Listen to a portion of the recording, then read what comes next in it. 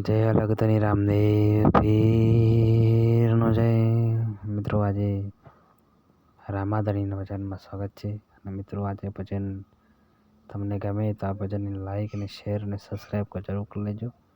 તો મિત્રો ચલો આપણે શરૂ કરીએ. મોબાઈલમાં વગાડું છું મિત્રો, ભૂલ ચૂક હોય તો માફ કરજો. ચલો આપણે શરૂ.